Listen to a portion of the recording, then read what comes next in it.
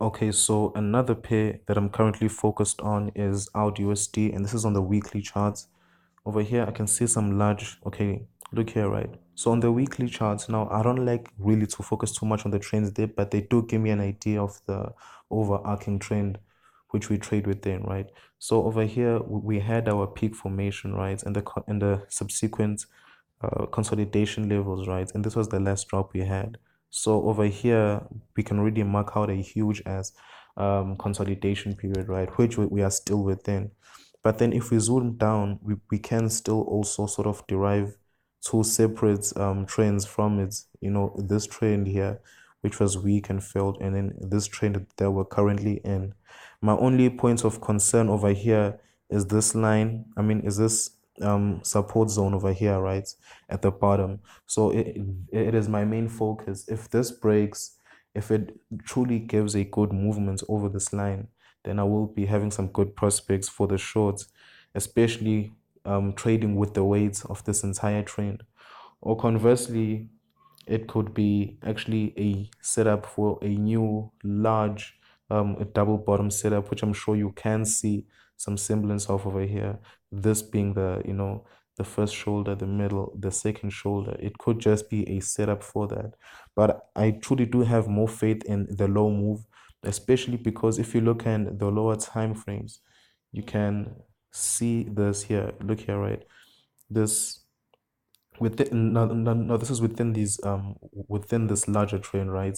This is the period of consolidation I'm talking about. Hold up.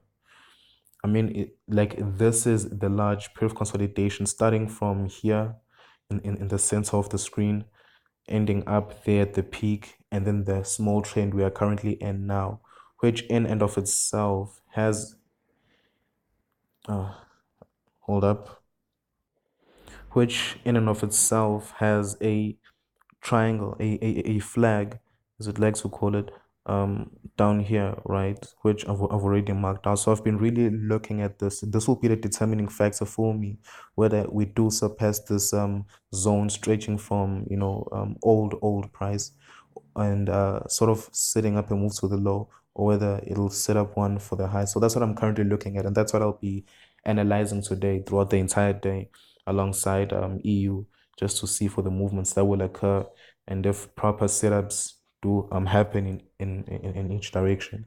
So this is the second chart that I'm looking at currently, and this is what I'm focused on right now. I set this level specifically here for these 2 points here, right? It has 2 points of reaction that I was most interested in. It's more like a zone. Remember, lines don't specify specific price points, they specify a zone. So me placing this here means really that I'm speaking about this area, this entire sort of zone here. And even some people set based on the tip, because you'll find that on usually if there's such a huge wick on the lower time frames, this wick is actually a whole myriad of movements. So just keep that in mind. But I am looking at this specific zone right here, right? This zone right here, and it's surpassed it here. And on H4, it really has given us a proper nice signal here. Sorry about that noise. It really has given us a proper signal. Like, take a look. You see what I mean? It actually broke through there and gave us a retest. And you can see the confluence with the BBMA, there being a rejection here of the 50 EMA and the upper Bollinger Band in a sort of constricted zone of consolidation within this entire period here and this movement here specifically. So these are the things that I'm currently looking at AudUsd. However, I'm gonna be very conservative with it.